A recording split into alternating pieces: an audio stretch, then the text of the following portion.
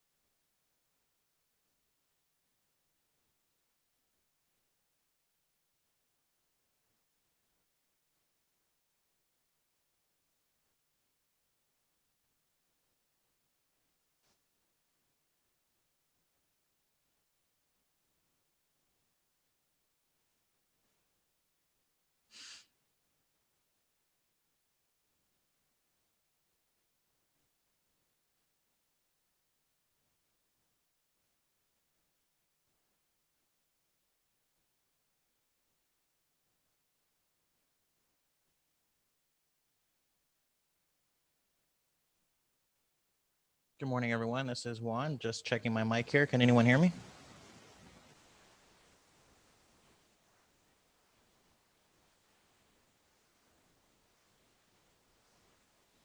Mic check. Mic check. Anyone?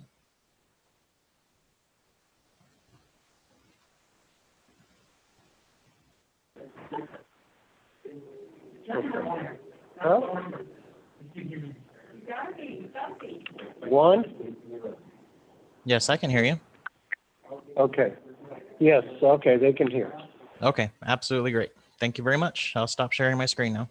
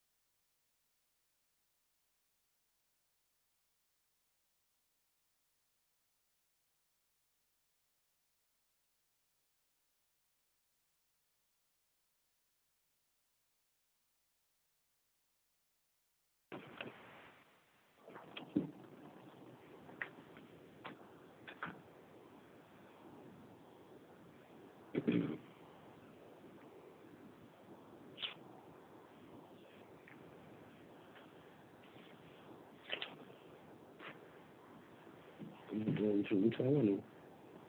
What that's where the road is. What can you do with that, right? Okay. Yeah.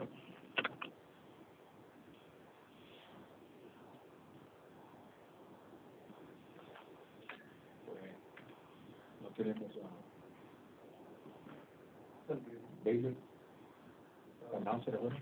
Oh, that's okay. He's over there right now. You need to announce it outside, recording station, whatever.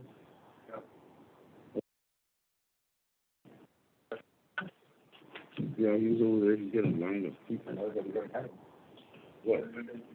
Yeah, they should have one. They announce it outside. Yeah. It's open.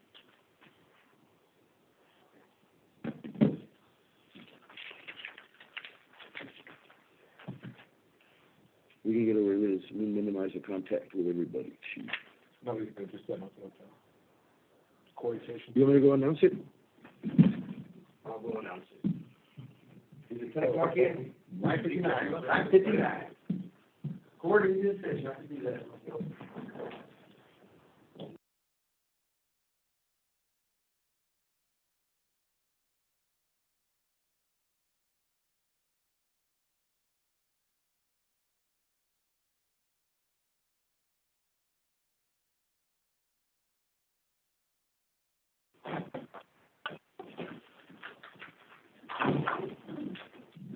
We could please rise for the Pledge of Allegiance.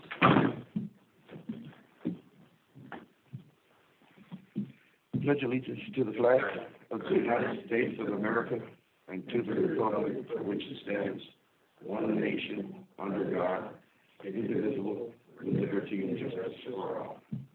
Honor the Texas flag. I pledge allegiance to thee, Texas, one state, under God, one and indivisible. Thank you all. You may be seated. Any person may appear before the court at this time to speak regarding a generation or matter that is not on the agenda. Anyone? Yes, Judge, this is Sheriff Bueno.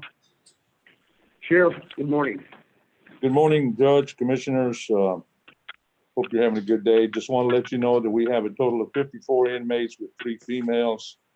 And on Tuesday, June 23rd, we had a surprise visit by the Commissioner, the Texas Jail Commission, and they inspected our facility and it passed. We're very pleased with that, with the staff that have done a tremendous job. Of course, there was some concerns. The jail is about 100 years old already, and hopefully in the near future, we can start looking at possibly doing building some more facility to or added to this jail. As a model agency that we are, I think that is our best practice to start looking at the commissioners. I know I've visited with several commissioners concerning this, so hopefully that can be in the near future. I also want to say that the Criminal Investigation Division is working on 2 major cases, cold case murders. Hopefully we'll have some resolution to them soon.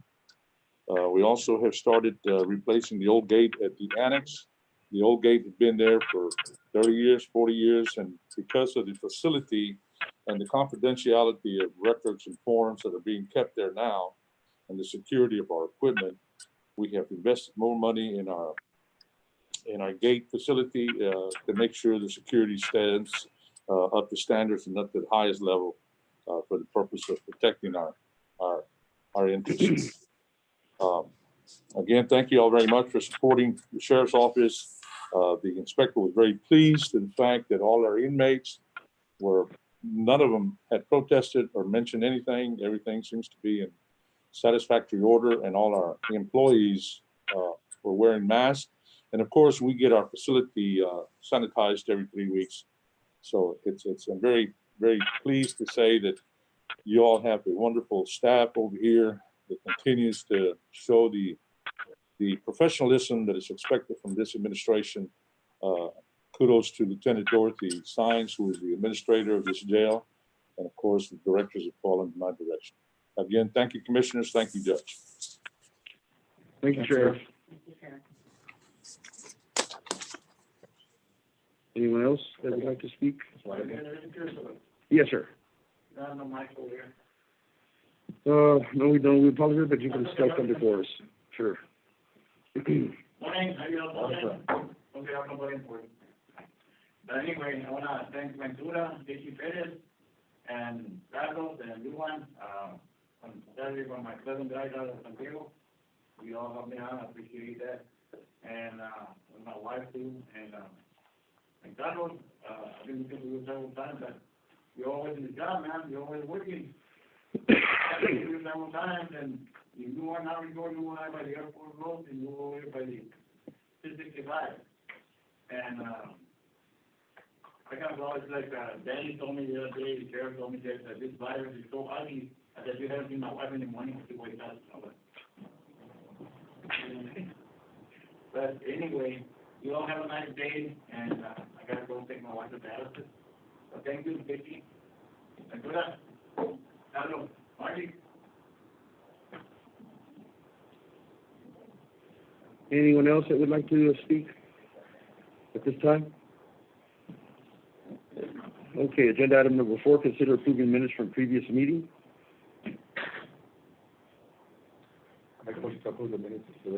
Okay, I have a motion on the floor, and the second, all those in favor say aye.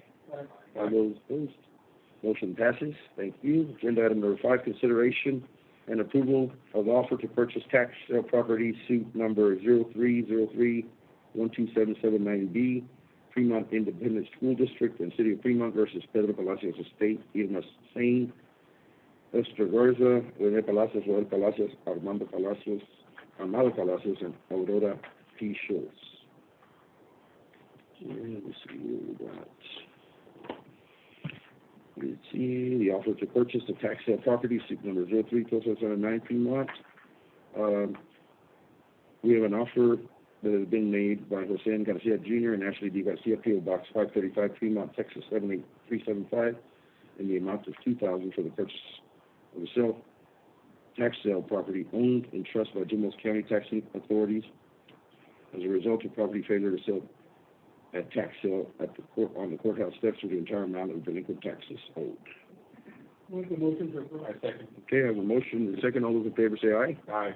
And all those opposed? Motion passes. Okay. Agenda item number 6, consider an approved budget amendment request by AgriLife Extension of Rogelio Mercado to transfer $762 from line item 12-665, 48710, expenses to line item 12-665, 573 equipment. Judge, Yes. I looked over the request, and it's the request. Okay. All right, thank you. I have a motion and a second. All those in favor say aye. Aye. And all those opposed? Motion passes. Agenda item number 7, certification of funds by county auditor of previous funds in Fund 97, road fund to be transferred to general fund, certified funds in general fund to line item 12-510, 580, building and improvements. Commissioners Court, pursuant to local government code 1.0108, I hereby request and certify that Jumbo County has $151,048.64 in the Road and Bridge 97 from previous proceeds available for expenditures. This road fund 97 funds are for expenditures to be incurred by the general fund, and that such proceeds are available for appropriate expenditures. This certification allows the addition of this fund to the 2020 budget as an amendment. Since this expenditures will be funded and paid from the general fund, I hereby request a funding following budget amendments from 2020 Jumbo County budget into the general fund as a transfer from the road fund, and it's 12,390,097.00 of $151,048.64, and it will be countered by buildings and improvements, 12,510, 580.00, $151,048.64. If you have any questions or need additional information, please do not hesitate to call me. And that's the request. Okay. What's the transfer? When I sent all this, I explained to you all, that money has been in there. I talked to the independent auditor. This money has been in there for a very long time. We had not touched it. We're supposed to have spent it, and our independent auditor suggested that we use it. We hadn't used it at this point with the COVID and everything that's happening. our fund, 510, 580 has really been hit. We've had to buy, more supplies. We've had some other, expenditures that are coming in. Just want to move that money here so we can go ahead and spend the money through the, general service office. So 510. I make a motion to It's approve. all going into the General? general fund? Yes, sir. I make a motion to approve the item. Specifically for buildings and improvements. I make a motion to approve the item, Mr. President. All right, have a motion on the floor. In a second, all those in favor say aye. Aye. And all those opposed? Motion passed. Thank you, Noe, for that You're welcome. breakdown. Agenda item number 8, consider and take action to appoint, reappoint members of the Emergency Services District Number 2 and draw for length of terms. We don't have anybody here from the Emergency Service District, I guess. I don't know if it was called or not. Patrick was the one that. We did know that they were notified, and we don't have anybody representing them. Can you check if there's somebody outside of it? Or on the Zoom, Do we have anybody that attended on the Zoom now?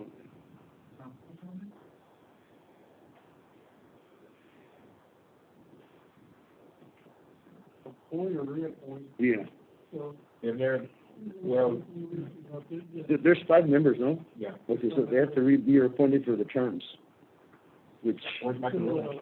I guess we can have somebody draw, maybe. I don't know if they have to be present. Michael's not, Michael's not on it? Patrick should be here. yeah. Because he might want to read. He sent an email, man.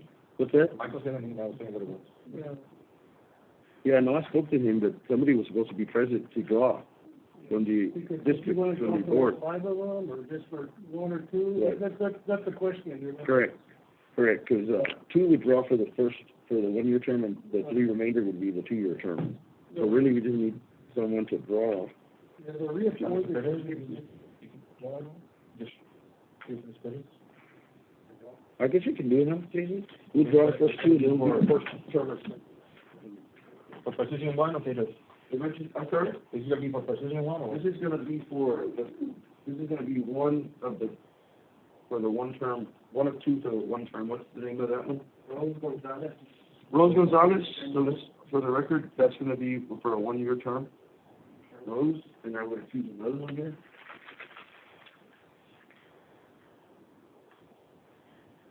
Nino Garcia Jr., La Trinidad. Nino Garcia Jr., and so the 3 remainder, so those 2 was for the 1-year term, and these 3, Carlos Cadena, Carlito Blanco, 2-year term, Brent Starr, Western Bend Bolt, and Wendy Greer, Green Acres, those 3 will be for the 2-year term. So it's the same ones, other than they were just, Yeah, they were reappointed, I guess. they're appointed for 1 or 2 years. 1 year and 2 year. 2 are gonna be for the 1 year, and the remainder 3 are gonna be for the 2-year term. Yeah.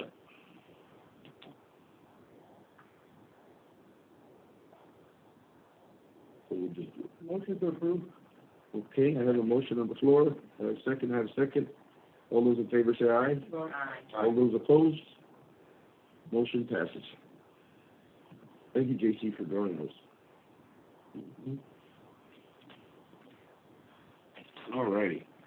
So those are the board members and their terms. Okay.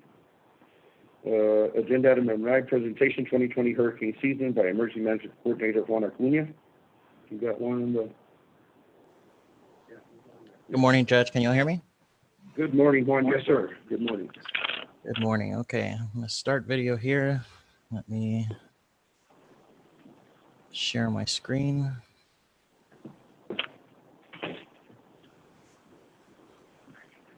Yeah.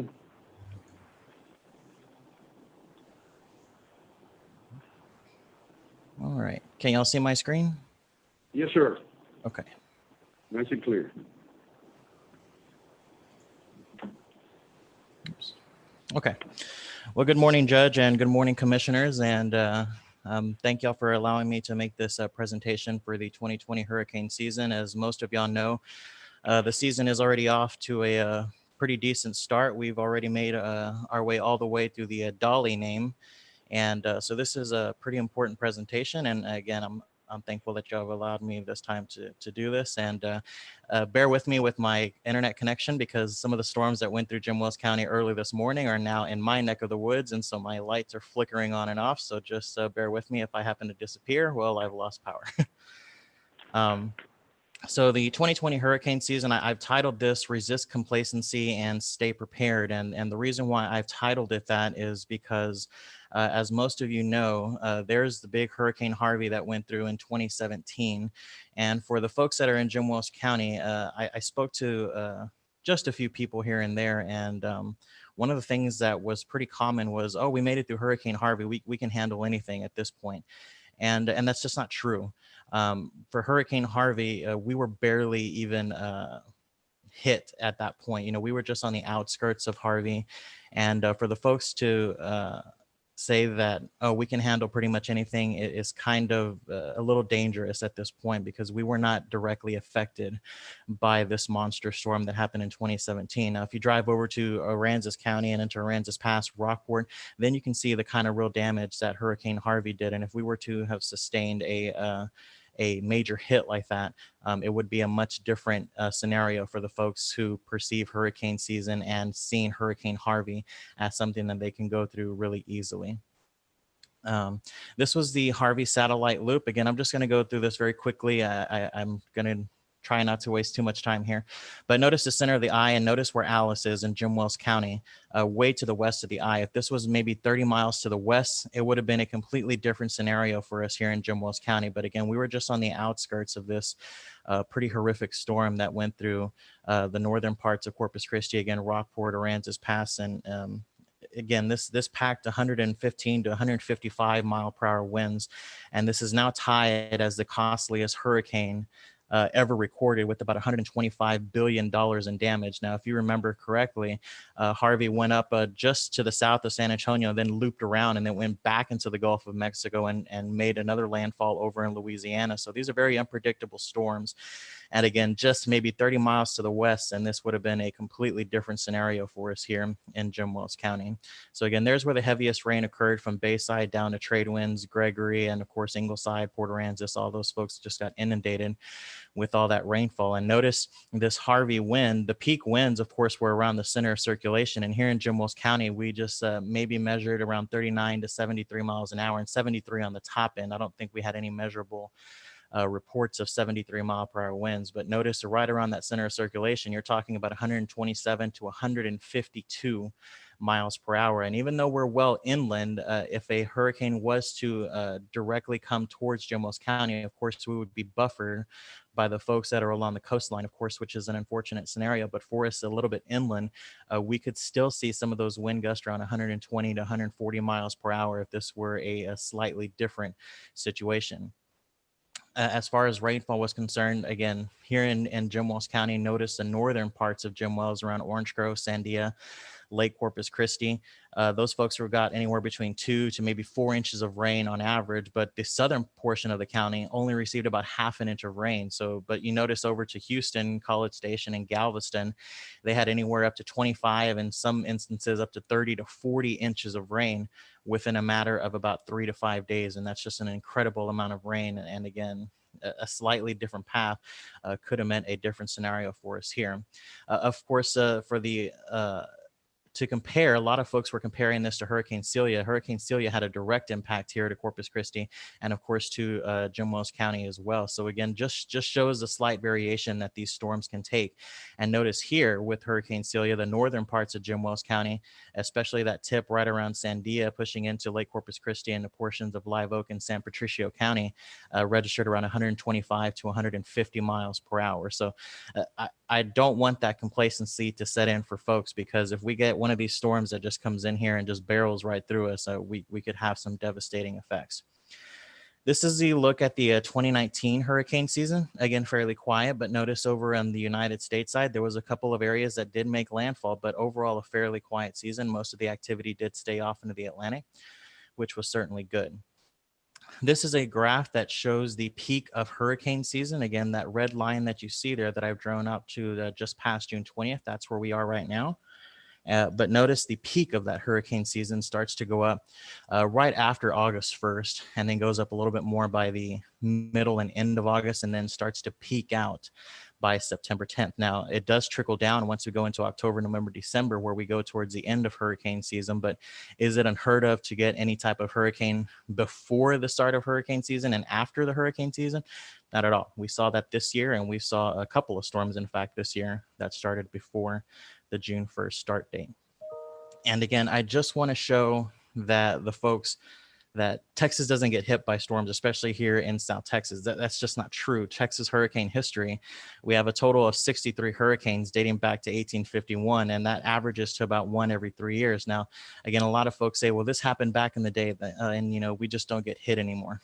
That may be true, but again, will this year be our year? And that's certainly something that folks should hold into the back of their mind, that it just takes one storm. And again, I'll show a graphic on that to make it an active hurricane season for any given location. I just want to show storm surge very quickly. Here in Jim Wells County, we don't really have to deal with storm surge. And essentially what that is when a hurricane comes closer to a coastline, it pushes all the water from the Gulf of Mexico onshore.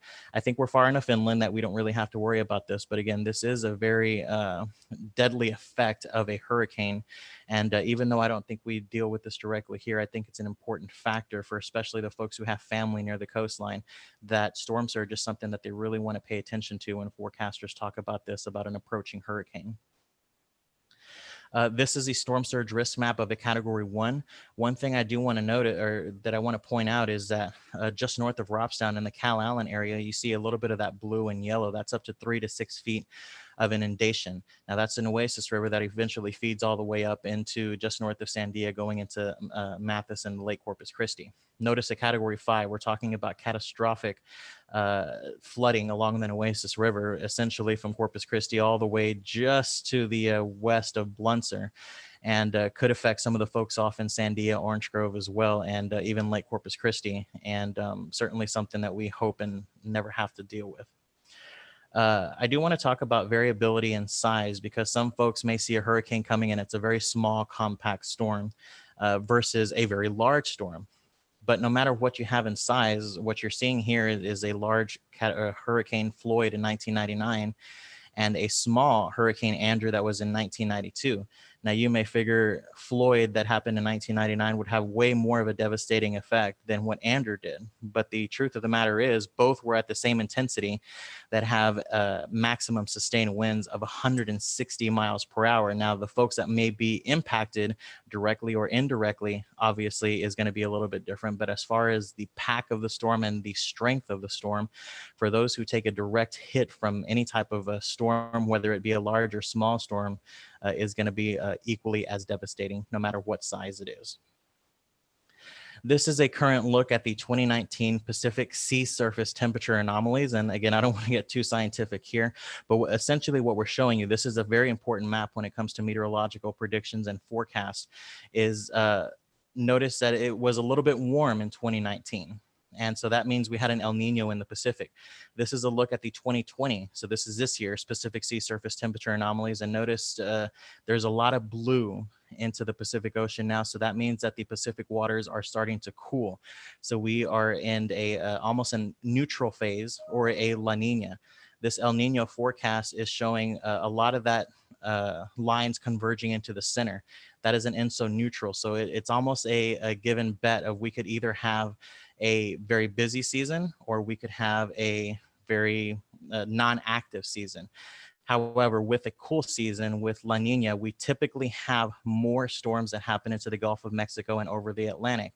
So when we have a La Nina present, the estimated winds, the upper level winds over the Gulf of Mexico slow down. So that allows more intensification and more formation of hurricanes to occur in the Gulf of Mexico and the Atlantic, versus an El Nino. That means the Pacific is a little bit more active. So that means there's more wind that gets pushed across the Gulf of Mexico. So we see less activity. So just a good estimation of what happens when we have an El Nino in the Pacific versus a La Nina.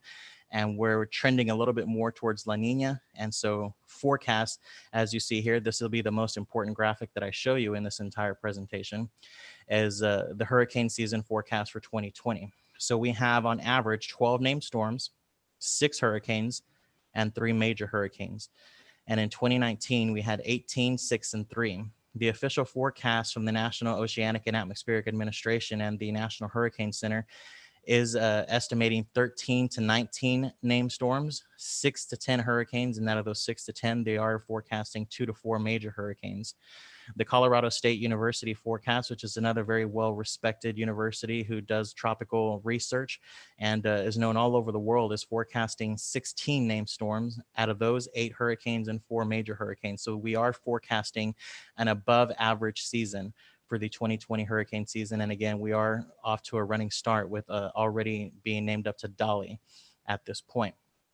But as I mentioned, it only takes one storm for it to be an active hurricane season for any given location along the coastline. So for 1992, again, there was Hurricane Andrew, only 7 named storms, but 25,000 homes were destroyed and 100,000 of those were damaged and numerous lives were lost with just that one storm. So for the folks in Jim Wells County, this was something that I worked on quite extensively when I started as the emergency management coordinator for Jim Wells, is an all hazards guide. So folks at home and commissioners and judge, if you're wondering what it takes or what do I need to do to prepare for a hurricane or any other type of, for instance, the severe thunderstorms that rolled through this morning, tornadoes, what happens when there's flooding. I've created this all hazards guide that is now available on our website, on the Jim Wells County website in the emergency management section for anyone to go see. It includes an example for a kit that you can create for you and your family. And it has a lot of great information in there. And if you don't really know what a hurricane is or what a tornado is or how they form, things like that, this guide was an attempt to hopefully give some educational feedback and some educational tidbits for the folks out there who maybe want to read a little bit more on the hazards associated, particularly for us in Jim Wells County. I created this guide with Jim Wells County particularly in mind and some of the hazards and most of the hazards that we do see. So that is it. Again, just to summarize, we are looking at an above average season for us here. I have correlated very closely with Billy Delgado in the city of Corpus Christi, and I emailed out earlier this week the hurricane plan guide of what we would hopefully try to follow if we were threatened by a hurricane.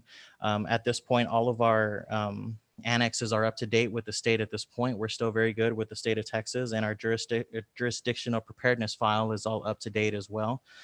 I also want to point out that we have the HyperReach system, and we've just undergone training, myself and Mr. Todd Wright in the city of Orange Grove. So we're hoping to get a campaign going real soon to get the folks registered for that and send alerts out as well. But of course, a lot of those, the National Weather Service is already sending alerts out. But if we needed to send any type of personal information or information to our citizens in pertaining to severe weather, perhaps, or something else, we're hoping to get that running very soon and very quickly as well. Also with the rain today, I just want to point out this is completely aside from the hurricane season, but rain is always welcome here. We have dealing with a little bit of flooding, but so far as drought is concerned, we have no drought in Jim Wells County as of right now. So that's my presentation, Judge and Commissioners. If you have any questions, I'll be happy to take those. Well, thank you very much. Thank you, Juan. Detailed and great presentation. Commissioners, any questions for Mr. Acuña? Anything? We're good? Thank you, Juan, for all of that, and we'll be in touch. My pleasure, Judge. Thank you. Have a great day. You too, sir. Thank you. All right. Agenda item number 10, consider and take action. This agenda item on the supplemental emergency order has been signed. I signed that on Tuesday, so this is, we can either table this item. Commissioners, do you have any questions regarding the supplemental order that was signed earlier this week? Commissioner? I would mostly read everything that's been coming out, and maybe I missed it, but is it mandatory? Is the word mandatory there, or it's just be responsible to wear it? I'm talking about the mask. Oh, the mask. Yeah, individually, you have your establishments, your businesses that it's on them to require the masks. But as far as mandatory, we suggest, and we still strongly recommending and suggesting that these masks be utilized to protect yourself and others. And but as far as any fines or any type of incarceration or any penalties like that, I believe that and it does to clarify the order itself. You know, I'm not sure if the governor's office, he just issued another order this morning, which I was gonna read out, so we can clarify some of those issues, but as far as, what the order states, and Mr. Guetta's not here to break down as far as but I don't believe there's gonna be any, it's highly recommended and suggested, but that's for the establishments and the businesses to enforce and to follow the protocol, the recommended recommendations from the CDC. And today, as of today, this morning, the governor's executive order, as of noon today, all bars and similar establishments that receive more than 51% of their gross receipts from the sale of alcoholic beverages are required to close at 12 p.m. today. These businesses may remain open for delivery and takeout, including for alcoholic beverages, as authorized by the Texas Alcohol Beverage Commission. And restaurants may remain open for dine-in service, but at a capacity not to exceed 50% of the total listed indoor occupancy, beginning Monday, June 29th, 2020. Rafting and tubing business must close, and outdoor gatherings of more than 100 or more people must be approved by the local government with certain exceptions. So those orders have been approved and have been signed in the executive order by the governor, so that applies to everybody, to all jurisdictions in Texas. And so we'll be some more clarification on that, and we'll keep everybody posted as things develop. This is an ongoing work in progress, day-to-day development, so we'll see how the numbers. Currently, we are at 66 cases, which is, we started during this 3-month period. We're at 66, so obviously there's been an uptick and increase in positive cases. But fortunately, right now, our hospital, from what I get from our director, he's been they're handling and they're equipped their inventory, and they've been handling most of any and all. And I'm not sure exactly how many cases that have been accounted for some of their stays at the hospital. But he assured me that they were well prepared and inventory and everything was in order, the hospital director. So, Commissioners, any questions? Any other questions or comments? I just want to say that on this date, July 1st, there will be testing in our meeting on the church. Okay, so there'll be a testing site from 9 to 5 on Tuesday of next week, which is July 1st. It was very successful. Last Saturday, they tested 318, that's great. That's good. The more funding comes available by the state and the federal government to test, the more we can test. And hopefully we'll continue funding that operation, because that's where that the costs are recouped from the funding from the federal government. I was just gonna ask Mark, what do the people register? Does that register ahead of time? No, you show up. That's no longer required, which is good. It just allows them to travel. That's it? Yeah. Great. No reappointments or no appointments necessary. I know on Saturday there were so many people, they took their name and their number, and then they called them to come back. Right. Good. Oh, because you have to wait. So there's a number of agencies, organizations, as well as the doctors aside, that are doing and testing available as fast and as quick as they can get the proper equipment and swabs and all that, because we're trying to keep up with that demand. So as much as they have in inventory, that's as much as they can test. So hopefully that'll continue. They'll keep funding that.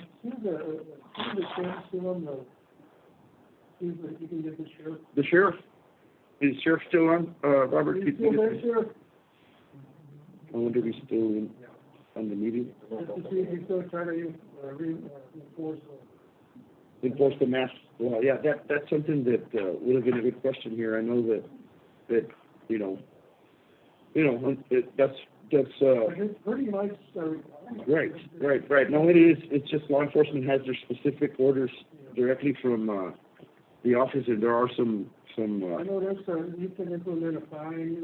There's things that you can do now that you couldn't. Right. Before. There are things that the law enforcement can do on a case basis, and there are exceptions and all that, as long as they follow those guidelines within the order. And that may change here soon.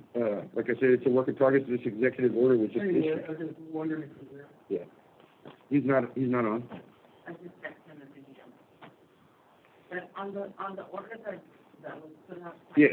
It does state that there is a fine, right? Yes, it does Yeah, state there. there's a fine, up to $1,000. $1,000, and then there is a, as far as incarceration, I don't believe that applies to the, and I believe, and we'll make clarification to that because, Mr. Guerra and I discussed it in length and, The businesses can refuse service also, right. That they have. I'm sorry?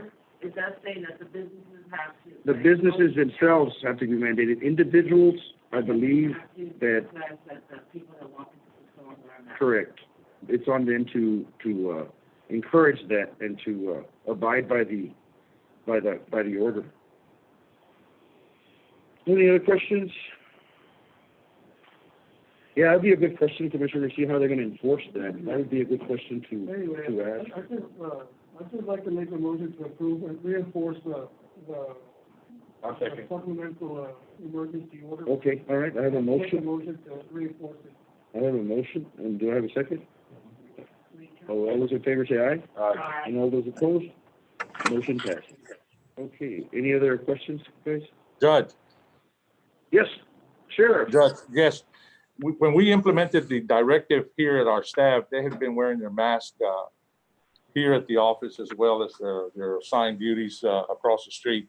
But the order also indicates that any employee from the sheriff's office that will visit or go to a grocery store or a business must and will wear a mask.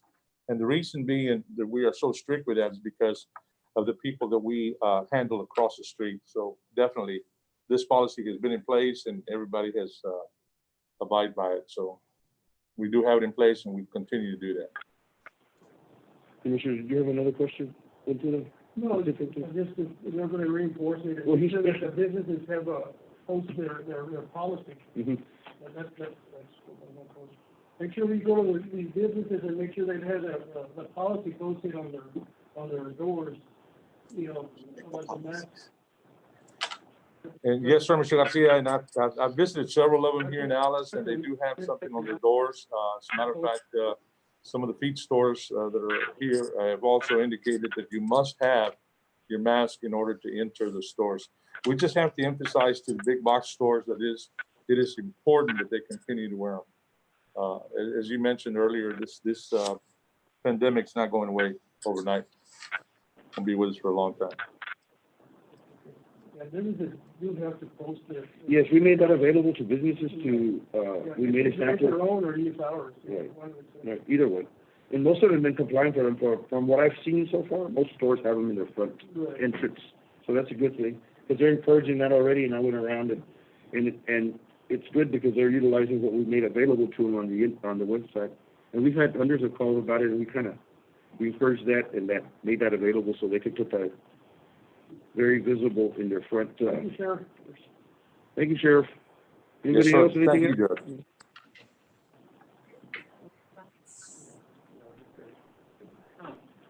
When we had our last, health center employee, board meeting, there was money available and they were going to distribute masks and sanitizers to all of the county. Did we ever get any of that? We did receive that, and very minimal, and we may have to purchase some more. That's what there's an order so we may have to purchase some more, yes. But we did get some, and it had to do with how many employees we had, Yeah. and that was distributed by the maintenance department. Yes. It was limited, not, so now it's on us to buy it. We can purchase some through the Yes. CARES Act, that's, We'll be doing that. That's already in the progress, okay? Any other questions, guys? And that's on that stuff that we buy. Yes. You itemize it, make sure. Say that, turn in, and we get reimbursed later. Yes. That's why we submitted that request, the COVID request. Hopefully, that'll be coming soon, and then we'll appropriate that properly in the account, yeah. But is it ongoing or? Those are good questions. Yeah, that has to be answered by. As long as the declaration is here, we haven't received the funds yet, all I know is we're having to pay from the general fund, and hopefully we'll get reimbursed every month, the money's coming. I want to thank Ruben for fixing all that, safety, plexiglass, and whatever We approved all of that, and we're gonna continue making more expenditures and identifying the areas. Covered through what, correct? Yeah, also that's gonna be covered through the CARE Act, and we did request to submit for those, that funding. I think I mentioned it to you, no? Yeah, it's gonna be something we mentioned so we could be reimbursed, but make sure everybody keeps an itemized figures, what expenditures for the code. I know Margie also requested some work done so they can, keep her public from her employees, so we're looking at that also. You wanted some plexiglass in a wall because you're exposed to that. So we're looking at all the buildings and all the county buildings to make sure that we comply and that everybody's safe. So this is an ongoing thing, and so we're gonna see how we're gonna. I'm gonna thank you and Ruben for every request. Oh, yeah. No, well, they're not gonna hesitate, and everybody else has also given us instructions, and everybody's identified. JC got ahead of the curve, and he started off first with his windows and the plexiglass. I believe the tax assessor also has, they have a lot of activity, a lot of traffic, so we're looking at each building, and it's a work in progress. Like I said, this is gonna be for a long time coming, so, and like, Noe mentioned that our expenditures are unexpected, so we're hoping that with all these submissions that we did request it right away, we submitted, and so hopefully, the figure was about $950,000, so that should help us a little bit, somewhere in that range, to be able to recover and recoup some of these expenditures. And the expenditures are coming forward and everything, but one of the things is the help of the employees and the people coming in. Right. Yes, So sir? that's for everybody, so there's no hesitation. Yeah, no hesitation whatsoever. We're not hesitating, we're not second guessing, we're going forward first and foremost, and then we can look at how we, once we've got everything in place, this new budget cycle, we'll look at and adjust as needed. And we'll probably have to work on that to see how, and then we'll incorporate any funds, additional funds that we may be, qualified or available to us. So, The other thing, so like, you know, when we have do the testing and we provide a meal form yeah. to the national fund, Mm-hmm. we can include that in. Yes, ma'am. We're taking care of all that. We submitted all of those bills to the county judge. Yeah, just itemize and keep track of those. Well, we do, that's out of courtesy, it's not something that we have to, that we're mandated to do, but since, these workers, frontline workers, Yeah, if that come to you're the. providing a meal, you need to bring that invoice to the county judge, so he can get, paid for. And itemize that. The other thing is, yesterday I was on Zoom with the House and Senate School District and, we'll be, and they're gonna be working to have testing done, they're at NAR. We're gonna schedule. Okay, well, we definitely have the testing going on, we're gonna continue on, and we're gonna, I encourage everybody to make, each precinct to encourage to make as many, and submit those requests to the state. I believe that the Commissioner Gonzalez also, Richo wanted to do one in Bimbo, and that's scheduled, that's it. But, I've already talked to Bimbo, but he's not high school. The superintendent, he's willing to work with me, we're gonna set it up.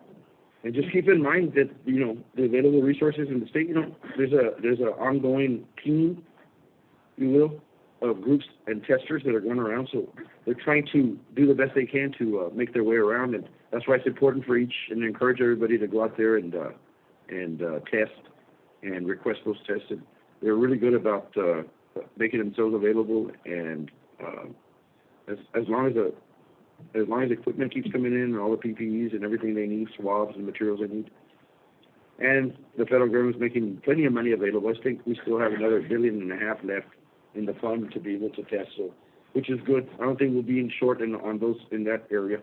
Yes, sir. Okay. I encourage everybody to test. Yes, test. There's really no excuse not to test, because there's a lot of testing sites. You know, so if you wanna get tested, you're gonna get tested. Right. And I encourage everybody. Yeah, a lot of, in your answer here, there's a lot of people get tested, and then it goes so often that we're, especially like us, we're around so many people, you know, just because you got tested one time doesn't clear you forever, you know? So we can test as frequent as we can, as possible. Yeah, Especially if you feel that you're around somebody that. Well, what's important here is to keep your distance. Yes. Distance and wear a mask. Wash your hands. Probably just as important as getting tested, because, you know, you're trying to protect yourself and also the person next to you. So I think keeping your distance is very, very important and very defensive. Washing your hands. Washing your hands, We strongly keep encouraging that, so, keep following the CDC guidelines, everything's on the website, hand sanitizing and wearing the mask, and especially the social distancing. And like they said, the gatherings of 100 or more, that needs to be approved by the local, our board here, so in case there are some exceptions, but we strongly encourage that. We have 2 weddings here at the fairground, Yes, and they're the only ones that I canceled everything else. right, And they're at 25%. at 25%. You know, Yeah. and they're okay with it. Okay. As long as we follow those guidelines that were put out today, we're good to go. You know, gotta separate them real The quick. social distancing, They're already scheduled, so I'm gonna go along with them. Yes, that's fine. 25%. it's good. What do you heard on the fair? The fair's up in the air, you know, you know, hopefully it's still on, so we don't know. Even the last meeting, I think. You know, everything that happens from here on, it depends on the state. The state's gonna, you know, they give us the guidelines. And hopefully, I hope by August, this increase will start to slow down because of the testing. We're testing a lot of people that will quarantine, they will get out of the tax that virus, you know, so the more we test, the sooner we get out of it. And we're testing a lot, so, hopefully that continues. And hopefully by October, we have a fair, and hopefully we have vaccines at the end of the year, so, you know. That's the next group. Yeah. Yep, and we, none of us want to, think that this will drag out, but the reality of it is that day to day, things change. We experienced something early on in this pandemic that we did lock down and shelter in place and put in place a lot of orders initially. We anticipate this right now, so this is the time probably that we have higher infection rates and more spread at this point than we did early on when we did shelter in place while other regions of the country were experiencing. But this is the way it goes, so we don't know how many more times we'll have to do The that. sad thing about the fair is that a lot of kids and parents have invested a lot of money and time on these projects, and they need to be told within time because Sure. they gotta I mean, sit down. it's real easy to anticipate the It's just like all the weddings that people have paid and everything. But sometimes the weddings look cold. But these are just things that obviously we don't have any control over. We've already experienced a lot of unfortunate milestones, like children that didn't get to finish their senior years or school years or college, those areas. So it applies to everybody. Yes, sir. And it's unfortunate, and this is just something that nobody can anticipate. We don't have any control over. All we can do is stay safe and see how we and survive through this ordeal, this pandemic. Yes. The sooner everybody behaves like they're supposed to, the sooner we get out of this. Yep. Exactly. You know, keep your distance, wear your face mask, you know, the sooner everybody, Complies. Complies with the rules, the sooner we get out of this. Yeah, it's like going back to third grade. Remember, guys, third grade? They would tell us every day. That's what it reminds me of, third grade. But it's okay. Hey, we're not used to this type of. It's been a long time. Adapt and adjust. Okay. Anything else, commissioners? Did we vote on it? Yes. Yes, we did. Yeah. Okay. Agenda number 11: consider approving county treasurer's report and other monthly reports.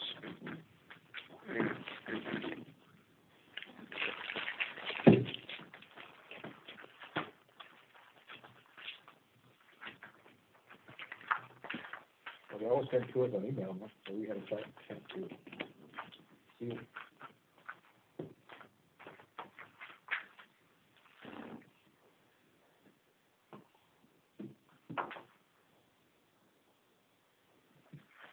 I'll make a motion to approve. Second. I have a motion and a second. All those in favor say aye. Aye. All those opposed, motion passes. Agenda number 12: consider approving county auditor's reports. Judge, Commissioners, Court, the first report I'm gonna go over is Kimball County Sales Tax Monthly Report for May 31st, 2020. On the first page, our revenue for the whole sales taxes, our budget was $2,798,926. Year-to-date revenue is $1,186,669.10, or at a year-to-date percentage of 42.4%.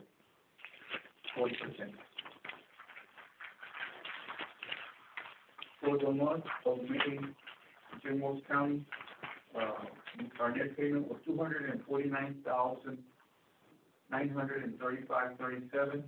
The same time last year, we collected $264,785.30, or a percentage difference of minus 5.65. For the year, we have collected $1,186,69.10, and last year at this time we collected $1,292,865.18, or a difference of $106,196.08 less. The next report is the monthly auditor's report for the end of May. Our revenue for the general fund, we have budgeted $16,725,23. At this time, we have collected $13,454,917.47, or 80%. With everything else, at this point through May, we have collected 78% of our total revenues that were forecast for the year. Next is all of the different departments. Every department has a percentage as to where they're at. At this point, through May, we should be no higher than 42% of your expenditures. You can look at all the different departments. Anybody that has any kind of problem where they're over 42, they can go call us at the department. Usually there's some kind of expenditure that they had to do that will explain why they're over. Total the general fund is at 39% expenditure for the year. The road and bridges are at 34%. With a total of everybody together, total expenditures of it should be $25,004,293, and we have actually spent $9,683,213.72, or 39%. Like I say, at this point, we're supposed to be at 42%, no higher than that. So we have a positive variance of 3%. Thank you. Very good. Very good. Thank you, Noah. Thank you. Do you have a motion to approve this agenda item? Motion to approve. Have a motion? Second, all those in favor say aye. Aye. All those opposed, motion passes. Agenda item number 13, consider approving payroll and bills submitted by county auditor. Motion to, Yeah. you gotta accept the fund, okay? Yeah, do you want to make the motion? Yeah, make a Go ahead. motion, approve it, for the fund. No, just a question, the veterans checks, are you mailing them out, or are there? What we have got together with the veterans officers, what we're doing is to keep contact for the veterans officer and also for the people in the courthouse and also for the veterans themselves.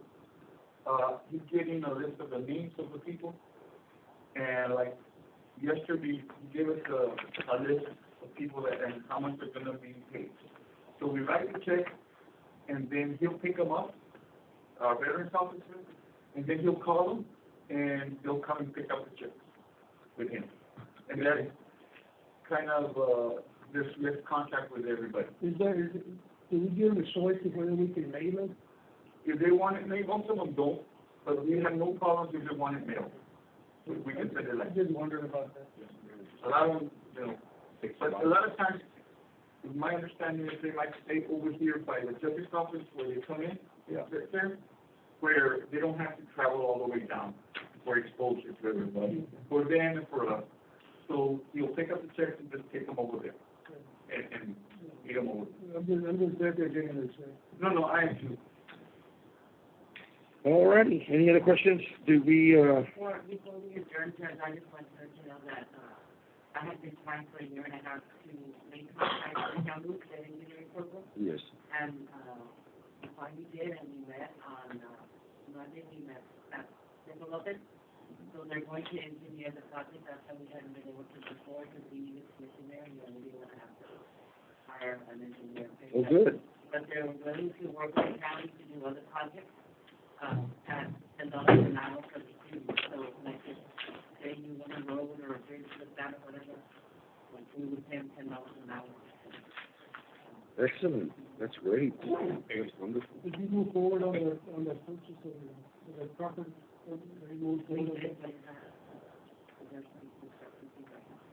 That's not gonna be able to go to at this point. Time out, before we go any further, just can we close this one? Yeah, I know you guys, I don't want to interfere with y'all's Let's discussion. close the bills, huh? We haven't voted on that. No, we haven't, go ahead. You Make a motion to were, approve the bills, except for item 5253. okay. Okay. And a second, all those in favor say aye, Aye. and all those opposed? And I don't need to. Motion, passes. So that motion is passed, and before we adjourn, I'm sorry, go ahead, Marjorie, you were finishing? I'd like to approve the bills to the exception of, 53 and 54. We did, but as far as the purchase of that property, that you were gonna acquire, so there's been some, issues with the actual property setbacks, okay? So that's fine, we're there right now, anything else, commissioners? I want to Anything else? mention one thing. Go ahead. We had food bank out of Corpus. We communicated with it because they had stopped it over there in Fremont. We went ahead and brought it back, and we did it for everybody in the Fremont area. So we had a real successful day. We did over 300 cars, and we're going to introduce it to Benbolt this coming Tuesday for the residents of Benbolt out of the middle school gym. So, and we've also had it in Puerto Rico, so if anybody in that area is out there, please go by and pick up your. And they don't have to register, they can just. All you gotta do is name and address and registration. And where's it gonna be in Denver? And Benbolt is gonna be at the middle school gym, on the east side of the gym, the brand new gym. This Tuesday the 30th. Tuesday the 30th. Yes. Just put that on there. And one other thing, that, again, I know throughout this pandemic, everybody's been back and forth about this issue, but we're forgetting one thing, and I had a lady call me the other day that she's working on the census. We need to take care of that deal. If you receive your package, please turn it in. In Jim County, please turn it in, because it's very important for the funding that we get. They extended it to June the 31st. So if you have, yeah, I saw it on the website yesterday, where they extended it to, I think, October 31st. Okay. So, Yeah, so the lady called me and told me that in Jim County, it's very weak, except especially on the southern part, the Fremont area. They're probably gonna have They're to. very low, because they don't mail it to the PO boxes. It's gotta be to We're probably gonna have to have some sort of a program to encourage people, Yes. if they need help, whatever it takes, we need. Yeah, the census, gentleman, the director. I'm gonna meet with her here. She's gonna give me her a date when to meet. We're gonna meet with the people out of Fremont and try to. They can set up like at a Walmart, Yeah. HEB. But I told her that we wanted to do it with when we do the food distribution. They can come in and let people know right there. She said, Yeah, we need to keep encouraging the census, that's federal law, by law. People need to comply with that too. We need to have a plan, I think we need to sit down as a whole county commissioners court and bring them out and promote it.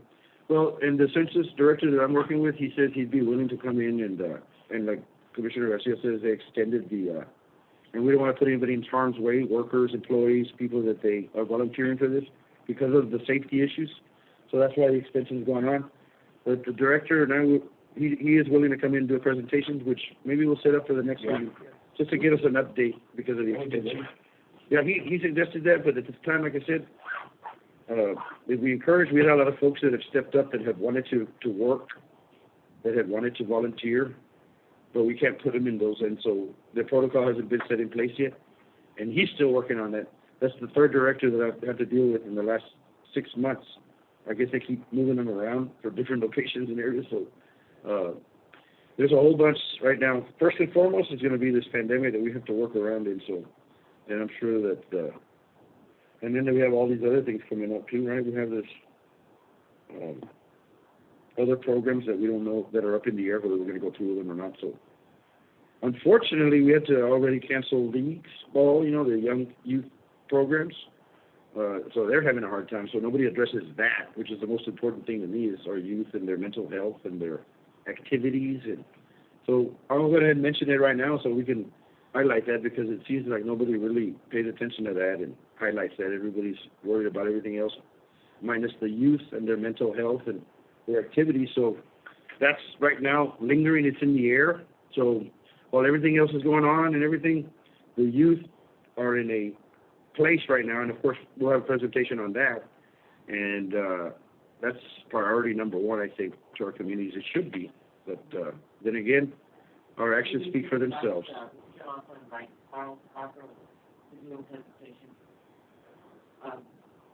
Well, yes, I mean, they're trying to figure out still yet. They put out a survey regarding asking the parents what they think they should do as far as their children going back to classroom or what activities. So they put out that survey, and I'm not sure about the survey. I'm hoping that kids get somehow, some form or fashion back into the instruction, which is from a person. It's way different than from being on the computer and having that. So I hope they figure it out. I know Fremont's got something going on right now where they have. They're doing a survey right now in Fremont. They have somebody going house by house with students, right, and they're helping them out, see which way they want to go. Yeah. So that right there. People that are trying to think computers at the time, the school, I believe it is, or go on the online. Okay. Any other announcements or anything else? Anyone? We're good to go. I make a move that we adjourn this meeting. A second. And I have a second. All those in favor say aye. Aye. This meeting is adjourned. Thank you, everyone. Appreciate it.